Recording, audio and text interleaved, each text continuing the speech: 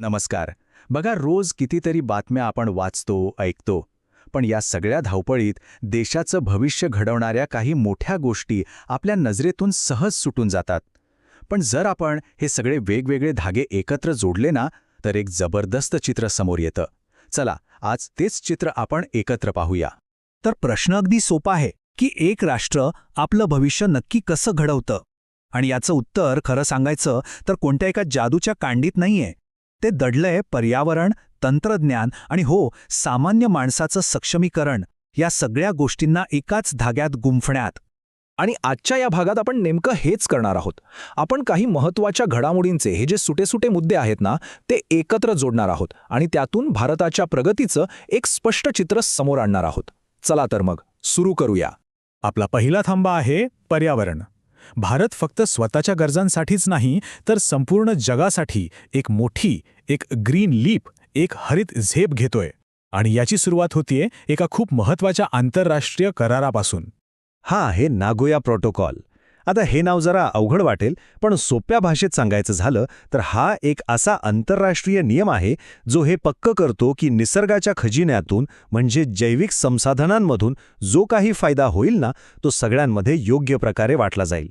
आणि याच बाबतीत भारताने एक कमालीची कामगिरी करून दाखवली आहे. 56% हा आकडा खूप महत्त्वाचा आहे.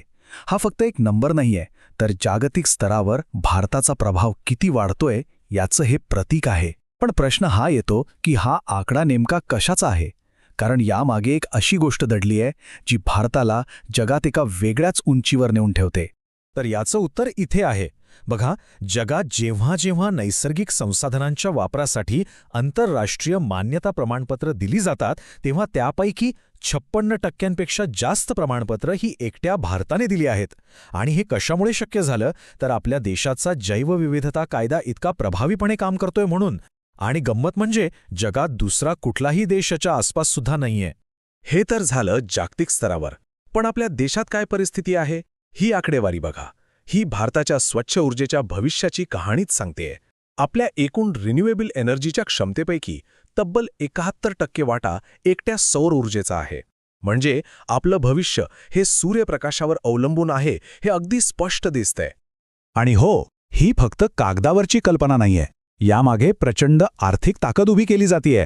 फक्त 4 वर्षांचा विचार करा. ऊर्जा क्षेत्रातली गुंतवणूक 1688 कोटींवरून थेट 10,325 कोटींवर पोचलीये. म्हणजे जवळपास 6 पटींनी वाढ. यावरूनच लक्षात येतं की हा बदल किती वेगाने आणि किती गांभीर्याने घडवून आणला जातोय. आणि हा बदल फक्त काही मोठ्या प्रकल्पांपुरता मर्यादित नाहीये. तो थेट शेतकऱ्यांच्या बांधापर्यंत पोचतोय. ही जी PM कुसुम योजना आहे तिला आता मुदतवाढ मिळालीये. आणि हेच दाखवतं की हजारो शेतकऱ्यांना सौर ऊर्जेच्या माध्यमातून स्वयंपूर्ण बनवण्याची, स्वतःच्या पायावर उभं करण्याची सरकारची इच्छाशक्ती किती पक्की आहे. तर एकीकडे भारत आपलं ऊर्जेचं भविष्य सुरक्षित करतोय आणि अगदी त्याचप्रमाणे तो आपलं डिजिटल भविष्यही घडवतोय. कारण हे तर उघड आहे की आजच्या जगात कोणत्याही देशाची प्रगती ही त्याच्या डिजिटल इन्फ्रास्ट्रक्चरवर म्हणजे पायाभूत सुविधांवर अवलंबून असते. चला पाहूया या फ्रंटवर काय घडतंय. जरा हे आकडे बघा. इलेक्ट्रॉनिक्स कंपोनेंट्स बनवण्यासाठी जे 29 नवीन प्रकल्प मंजूर झालेत ना, ती फक्त एक गुंतवणूक नाहीये. हे मेक इन इंडियाच्या स्वप्नाला मिळालेलं खरंखुरं बळ आहे. सोप्या शब्दात सांगायचं तर आपल्या हातातले फोन आणि घरातली उपकरणं बनवणारे महत्त्वाचे भाग आता आपल्याच देशात तयार होतील. आणि याचा थेट परिणाम म्हणजे हजारो हातांना काम मिळेल. पण तंत्रज्ञानाचा खरा फायदा तेव्हाच होतो जेव्हा ते सामान्य माणसाचं आयुष्य सोपं बनवतं. जरा विचार करा, पूर्वी एखादी साधी कायदेशीर माहिती हवी असली तर किती धावपळ, किती खटाटोप करावा लागायचा. पण आता टेक्नॉलॉजीने एक अगदी सोपा मार्ग आपल्यासाठी खुला केलाय. आणि त्या मार्गाचं नाव आहे न्याय सेतू. हा आहे एक AI पॉवर्ड म्हणजे कृत्रिम बुद्धिमत्तेवर चालणारा कायदेशीर सहाय्यक. म्हणजे आता कोणीही आपल्या भाषेत बोलून प्रश्न विचारू शकतो आणि दिशिका नावाचा हा डिजिटल गाईड त्यांना त्यांच्या हक्कांची माहिती अगदी सोप्या शब्दात देईल.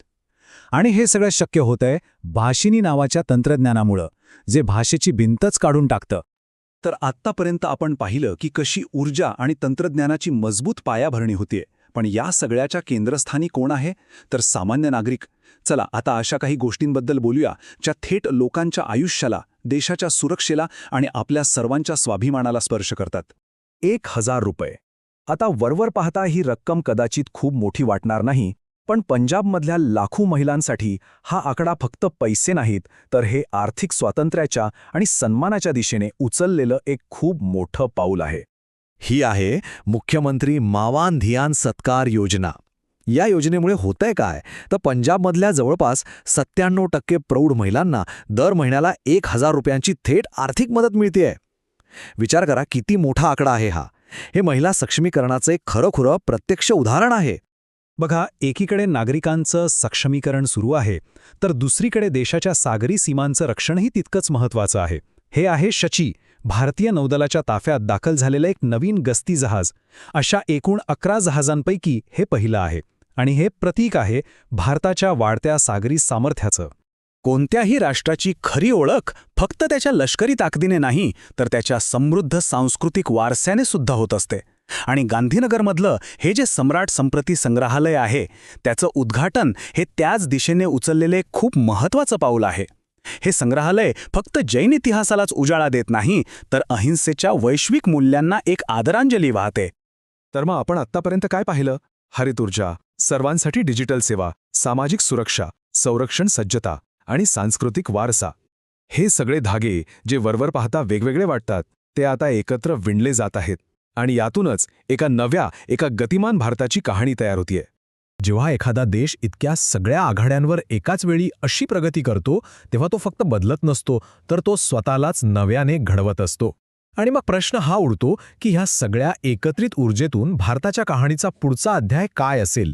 याचं उत्तर तर आता भविष्यच देईल.